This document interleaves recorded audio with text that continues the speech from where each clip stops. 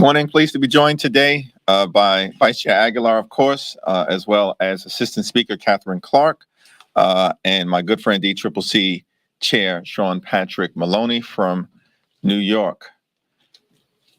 We had an amazing January jobs report, which continues the economic growth and the job creation that has occurred under Joe Biden's presidency. In President Biden's first year, 6.6 million jobs have been created.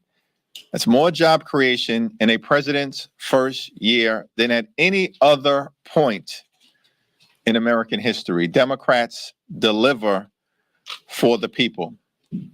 Economic growth has increased at the highest rate in 40 years under President Joe Biden. Democrats deliver for the people. When President Biden took office, the unemployment rate was 6.6%. Now it's at 4%. Democrats deliver for the people. There are issues that remain for us to deal with, and Democrats are dealing with them decisively as it relates to inflation and some of our supply chain dynamics. That is why House Democrats passed the America Competes Act. That's going to invest in additional job creation, invest in dealing with the supply chain dynamics that occur, invest in technology and innovation, invest in research and development, invest in America continuing to be a leader in the global economy, and make sure that every single American and every single zip code can pursue the great American dream. A lot has occurred in President Biden's first year in partnership with House Democrats and Senate Democrats, and we're going to continue to deliver for the American people. It's my honor to yield to Vice Chair Pete Aguilar. Thank you, Mr. Chairman. And as the chairman said, we've been talking about the economic growth that this country has been facing. Some of the best economic growth in the last 4 decades. President Biden and House Democrats saved the American economy from collapse and set the course for unprecedented recovery through the Bipartisan Infrastructure and Investment Act, with only a handful of Republican votes. Votes that in some cases led to those members to be exiled from their own party. People are able to return to jobs because of the Biden-Harris administration's efforts to distribute the vaccine across this country. A vaccine, again, that some Republicans in this body continue to undermine each day. And one of the benefits that we have seen under the Biden-Harris administration is the robust support for the Affordable Care Act. More than 14.5 million people signed on. And with the American Rescue Plan, we supported that through more additional resources. House Republicans, if given the opportunity, we know will try to undermine all of those efforts to shore up the Affordable Care Act and provide health insurance to so many Americans. House Democrats won't take our eyes off the ball. We're going to continue to focus on issues that are good for the economy, issues that are good for our communities and our families, and we're going to make sure that we shore up the economy in this country. We'll continue to focus on these issues because that's what we were sent here to do. That's what we've heard from our communities back home, and that's what we know will have a meaningful and lasting impact. With that, I'll turn it over to a leader in our caucus, a good friend of mine, Assistant Speaker Katherine Clark. Thank you so much, Vice Chair Aguilar and Chairman Jeffries. It is wonderful to be back with all of you and with our illustrious DCCC Chair as well. And good morning. It's a good morning for the American economy. Since 1945, American presidents have outperformed Republican presidents in building a robust economy. And President Biden, with partnership with congressional Democrats, has taken that to a new historic level. 6.6 million jobs created, 4% unemployment, a historic low. And we are just getting started, delivering great jobs, lowering costs, and giving everyone in this country a fair shot. So let's look at what we've done. First, there was the American Rescue Plan that allowed us to get schools open safely. As the vice chair pointed out, expand healthcare for people, free vaccinations, make sure that we were helping families and businesses succeed by getting them the short-term money they needed to survive. Second, we moved on to the infrastructure bill, making the investments we need in our communities, whether that's broadband, clean drinking water, our roads and bridges, and putting into place improving our ports and airports so that we can help make sure that we can drive down some of these inflationary costs that we're seeing driven by the global pandemic. Third, we passed the Competes Act just last week that's going to further improve our supply chain, bring back manufacturing to our shores, invigorate our semiconductor production, which is not only great for jobs, it is great for lowering costs, and it is great for our national security. And we are not leaving it at that. We also noticed that in the January jobs report, 80% of the people that left the workforce were women. And that's why we are going to continue to negotiate and fight for the Build Back Better agenda. Women are leaving the workforce because they don't have childcare. And we're going to help continue that fight to bring down the cost of childcare, increase that accessibility, make sure that people who are caring for our children and our senior parents are able to have a wage that allows them to care for their own families. And what have we seen from our colleagues across the aisle? No votes for the American Rescue Plan, 13 votes in the House for infrastructure, although 100% of them want to claim those victories back home in those investments. And again, not supporting the Competes Act and helping us create great jobs here. We're going to continue to put the American family first in every piece of work that we do.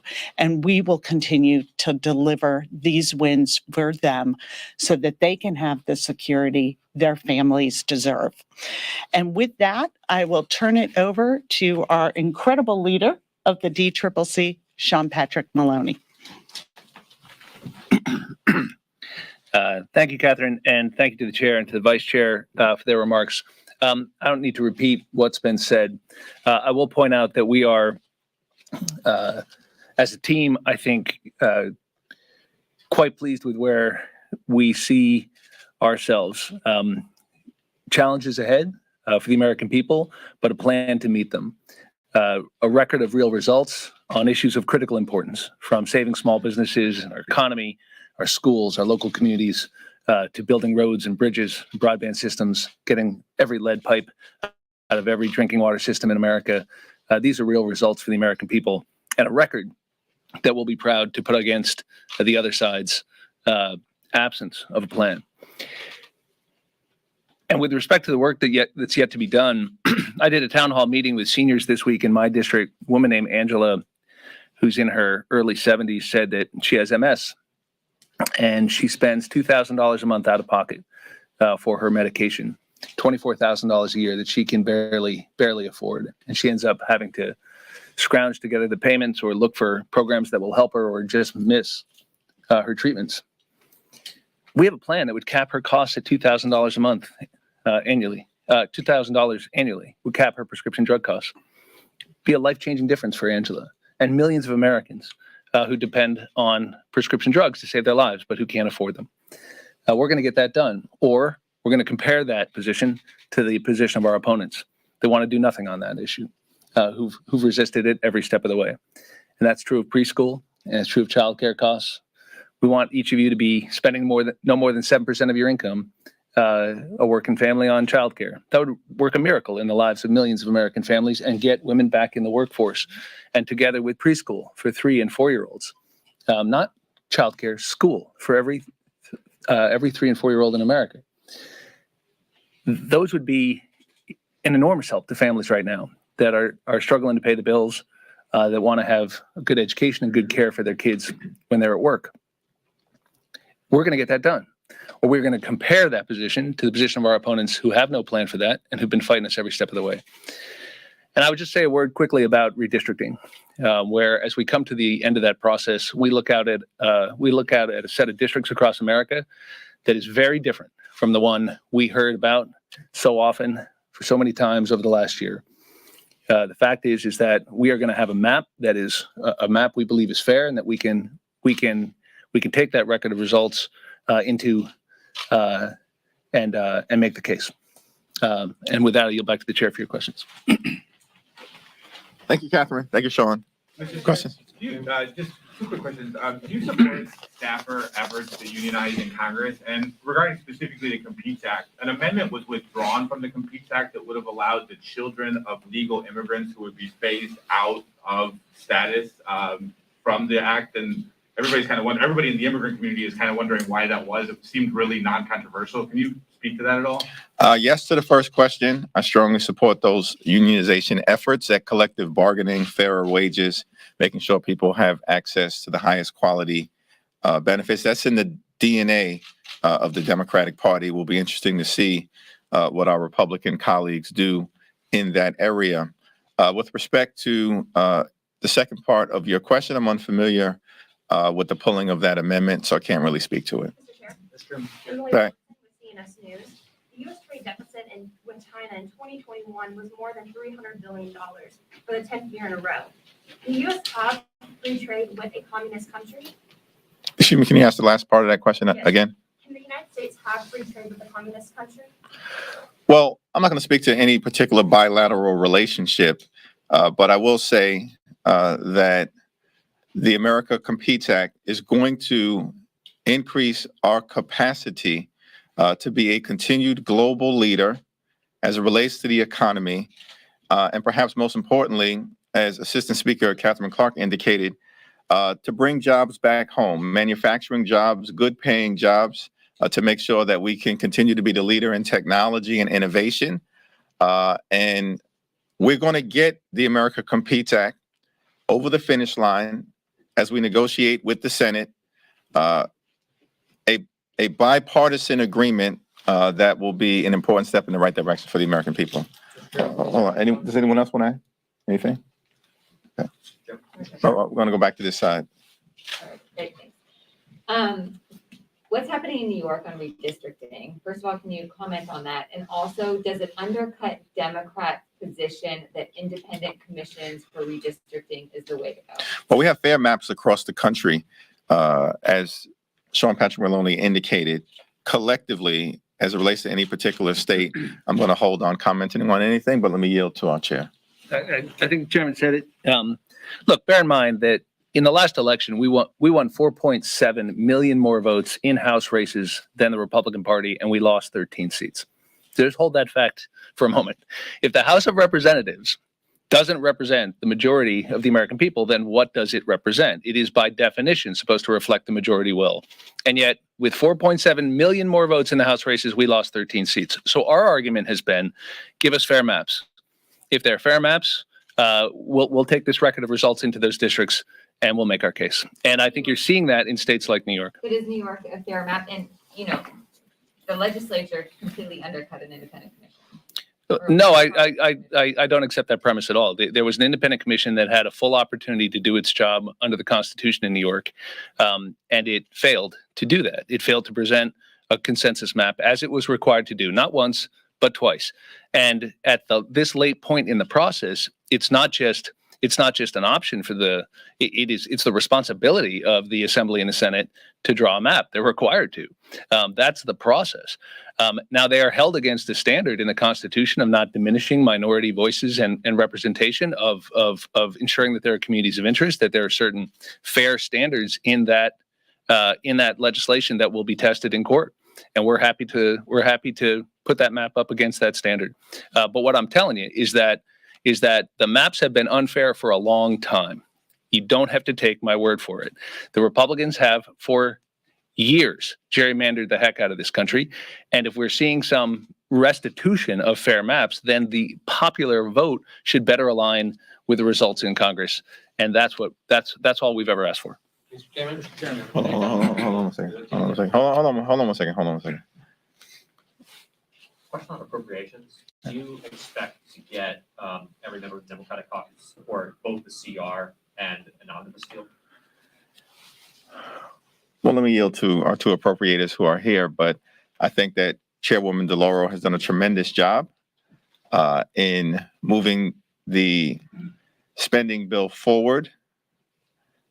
We haven't always had the greatest degree of cooperation from our Senate colleagues on the other side of the Capitol. Hopefully, we're seeing those dynamic change. But let me yield to Pete Aguilar and Katherine Clark. So as we are looking at the CR vote, I think it's important to keep in mind, once again, that a great deal of the infrastructure money is going to be allocated through the CR and the omnibus. And so watch the votes today, because once again, I think you are going to see my colleagues across the aisle going home and bragging about projects in their districts that Democrats have funded, but failing to vote for the CR. That's the vote to watch today on the CR. What I'd say is we're going to have robust, strong support from our side on the CR and on the omnibus. We want government to work. We want to fund government. We want to make sure that we're accounting for our national priorities. And so, the question is, what's the other side going to do? They've talked about withholding votes for everything because of mask mandates. They want to play chicken with a government shutdown. We want to make government work. So we trust the leadership of Nita Lowey. We'll pass this stopgap measure. Rosa DeLauro. And Nita. And Nita. Nita, thanks. I'm an appropriator. Nita, I hope Nita gives me a call. Now I have to call Rosa. But we're gonna trust the guidance of Rosa here because we know she has her eyes on the prize, which is to make this place work and to deliver government funding. Thanks. Mr. Chairman. We're going to go back over to this other side and then we'll come back. Yeah. Thank you. Good morning. You said that on the unionization issue, that this is in the DNA of the party. But the fact that it got to this level, where aides are calling for this, isn't that somehow in the unfortunate DNA of the institution that you have staff who think that they've been abused by members, abused by coworkers, and that there is a lack of a fiduciary responsibility here on behalf of the leadership to make sure that those problems didn't get to that level?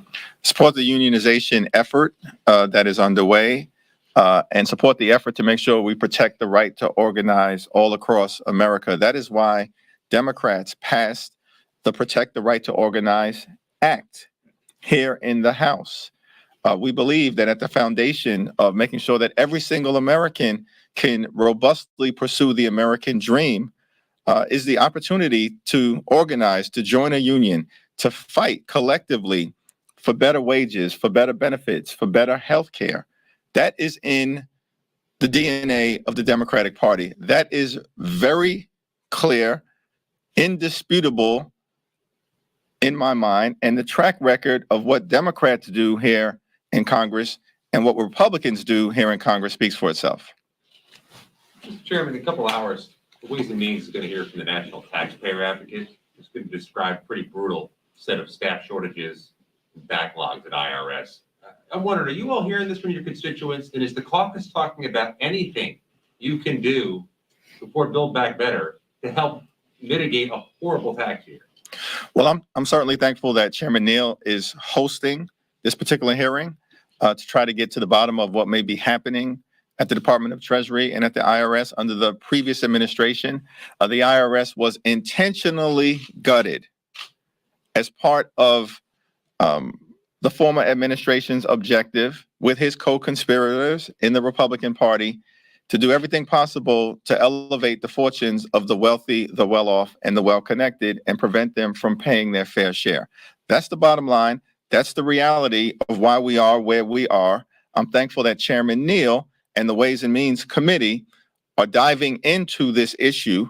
And I'm sure subsequent to the hearing, we'll come up with some legislative remedies to address the challenge. Anyone else? Calls from your constituents about this? Anyone else? Speak. Thank you. Yes, on COVID, I wanted to ask you, we saw yesterday a number of states announce that they are soon going to be easing mask mandates. I believe California is ending their indoor mask mandate for vaccinated people on the 15th. Connecticut, New Jersey announced changes as well. I understand that you respect the decisions of local officials, but I'm wondering just what is your reaction to those restrictions being lifted? Does that give you hope that we are perhaps reaching the end stages of having to have these health measures in place? And then for Congressman Maloney, politically speaking, do you believe it's important for Democrats to be seen as moving on from the pandemic or putting it behind them ahead of the midterms? Well, here's where we are in America. Job creation is up, wages are up, unemployment is down, and the Omicron variant is in retreat. And that's not by accident. That's because under President Biden's leadership, a public health infrastructure was put into place, beginning with the American Rescue Plan without a single Republican vote, to ensure that we can do everything possible to crush the virus. And that is what has been happening. Through the trials and tribulations of a once-in-a-century pandemic, through the Delta variant, now through the Omicron variant. When President Biden took office, there were 2 million Americans fully vaccinated. 1 year later, more than 200 million Americans fully vaccinated. That doesn't happen by accident. It's because President Biden and Democrats in the House and the Senate have leaned into the science, to the evidence, to standing up a robust public health infrastructure. And now we are seeing the fruits of that work. I would echo what the chair just put very well. But the direct answer to your question is you better believe it. People are sick to death of this pandemic. And I do believe, because of the president's leadership and the Democratic plan to beat the virus, that we will be in a position to communicate a clear off-ramp and to make sure people understand that they will be in a position to care for themselves, for their families, that we trust parents to know best for their children and their schools, and that because of the wide availability of vaccines and better therapeutics, and with the right support for our frontline healthcare workers who have performed heroically, that we can all expect a definite plan for the resumption of our normal lives, and once and for all, put the pandemic behind us. Remembering the extraordinary losses we've suffered as a country and honoring the people who helped us through, but once again asserting that we will not let the pandemic run our lives. And I understand that the American people expect that, and we're going to deliver it. With respect to the end of the pandemic, we're not in the end zone yet, but we are inside the red zone. President Biden has quarterbacked this effort, and he is leading the way forward. That is a great thing for the American people. This might be for Mr. Aguilar. Last week, the RNC passed a resolution that censured Adam Kinzinger and Liz Cheney in part for being on a committee that was stifling legitimate political discourse. And in the wake of that, the RNC members keep saying that had nothing to do with January 6th. They're talking about oppression of people like elderly RNC members who had nothing to do with January 6th, weren't even in January 6th. Can you address the idea that the committee is somehow going after innocent people who are just trying to speak their mind? Yeah, I was shocked to read the statement and saddened. The fact that we have an entire political party that is sanctioning violence that took place that day is deeply disturbing, not just to members of the committee, but to anyone who was here that day. Ask the Capitol Police officers if the people they interacted with were engaged in legitimate political discourse. It's just, at a human level, it's just maddening. 140 Capitol Police officers and Metro Police officers were hurt that day. People lost their lives. And the RNC negotiated this. This was a carefully crafted, carefully worded a document that took them days to hammer out. And so they can't gloss over the fact that this was a mistake or, oh, we meant it about this. No, that they knew exactly what they were doing. And it's shocking. And as a committee member, I appreciate the work that Adam Kinzinger and Liz Cheney have done. But our mandate is to get to the truth. That's what all of us voted for up here. All of us voted for, by the way, a commission that was negotiated among Democrats and Republicans that Mitch McConnell torpedoed by asking his caucus to do him a personal favor. So then we engaged in the committee. Everyone standing up here supported the committee. Our responsibility is to get to the truth. That's exactly what we were doing. Many phases of it, I understand, are out of the public realm. There will be a public piece of it in the future, and then we'll culminate in a report that will also talk about the steps we can take to avoid what happened that dark day from ever happening again. That's our responsibility, and that's what we're committed to. But look, Newt Gingrich also said that committee members were going to jail or something. So I don't like can't be held responsible for what all of the folks on the other side of the aisle say about what the committee's work is. We've got thick skin, and we've got a job to do, and that's what we're going to do.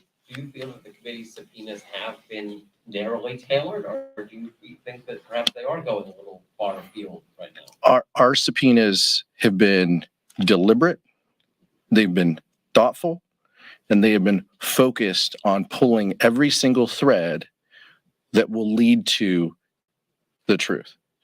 And so people may not like it, may be a little uncomfortable for some people, but our job isn't to give comfort to folks who helped out those people. Our job is to tell the truth. And so we'll pull those threads. We're not saying everyone who speaks to us did something wrong. What we're saying is, show us what you know, tell us about what you know, and help us ensure that this never happens again. Thanks.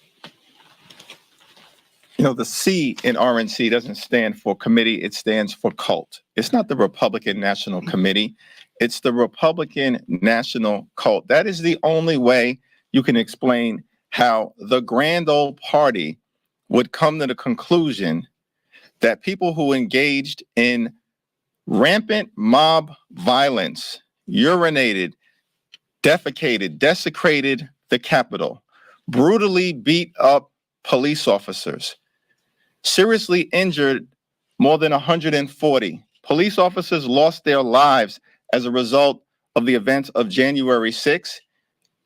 And the cult says it's legitimate political discourse. They've come to that conclusion because they continue to bend the knee to the former twice impeached so-called president, Donald Trump. Ronna McDaniel should be ashamed of herself. What makes it worse is that our Republican colleagues here in the Capitol refuse to denounce it because they're part of the cult as well. President Biden is a little upset that things are not happening as quickly as they can with his agenda here on Capitol Hill with regards to abortion rights. The Biden administration is now considering possibly looking at some of the abortion issues of having clinics lease land from federal government to be able to perform abortions. Can I get the reaction from the Democratic leadership in the House about this possibility of executive powers being used by the Biden administration? Well, let me just simply say, and then I yield to Katherine and to the other members of leadership, is that we've got a renegade Supreme Court right now that appears to be on the verge of striking down Roe v. Wade and stripping away healthcare protections that have been part of the fabric of American society for approximately 50 years. That's problematic. That should trouble all fair-minded Americans. And I know the president is committed to doing everything possible to protect the healthcare of women and every single American. We just commemorated the 50th anniversary of the Roe versus Wade decision. And I'm very afraid that may be the last time we get to commemorate that decision may not stand for the next year.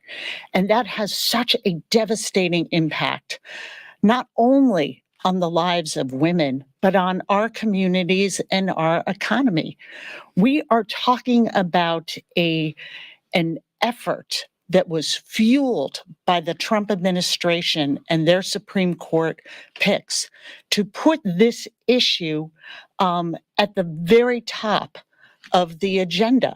And they have been successful in stacking this court.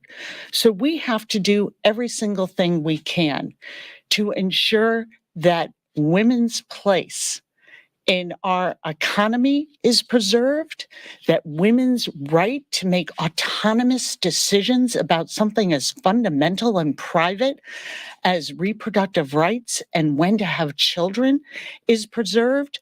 We can look at this issue around abortion and see the fight that impacts low-income women, women of color, and women in general. This is an issue about equality and fundamental fairness. So I join President Biden in doing everything that we can do to protect this fundamental access to full health care for every single American. Some pro-life organizations say, what about the life of the unborn? You know, this is an issue about how women are able to make decisions. This is an issue that is so fundamental. And what we can see from some of my colleagues who will use that very argument is, let's look at how we treat children. Let's look who's fighting for children. That is the Democrats in Congress, whether that's safely reopening school, making sure every child has a great start in early education, making sure that our children have clean drinking water, a planet for their future. That is how we build healthy, strong children and families. But we must make sure that at this time where our democracy hangs in the balance, that we are doing everything we can to promote those ideals we talk about liberty, justice, and equality. And reproductive rights has a very strong role in that, and we're going to do everything we can to maintain it. And let's just be clear. Right now, there's a clear difference between the parties on this issue. Could not be more clear. That the Republicans want to ban reproductive freedom in all 50 states. If that's what you want, that's your party. Democrats want you to have the freedom to make those choices for yourself. That's the difference. And if they want to take that argument to the American people, their desire to ban abortion in all 50 states, and if they get what they've fought for years out of the Supreme Court, well, that is a very mean dog catching a very ugly car, and we'll have that conversation. Thank you, Bud. Any final questions? Last question. Thank you. When do you expect to see a vote on some sort of conference? You see the bill. I know you're talking about wanting to deliver that, but when do you expect to see that? Well, I'll leave that question for the speaker, who I know is working as hard as possible to bring that about. It's under her leadership that we moved expeditiously on our side of the Capitol to pass the America Competes Act. And we're committed to getting this done, getting this over the finish line, working with the Senate to resolve any differences in legislation, which we think will be resolved in a comprehensive way and in a manner that will allow us to deliver for the American people. Democrats are the party of jobs. Republicans are the party of mobs. And we're going to continue to deliver job growth and economic growth for the American people. Thank you. Thank you. Thank you. Thank you.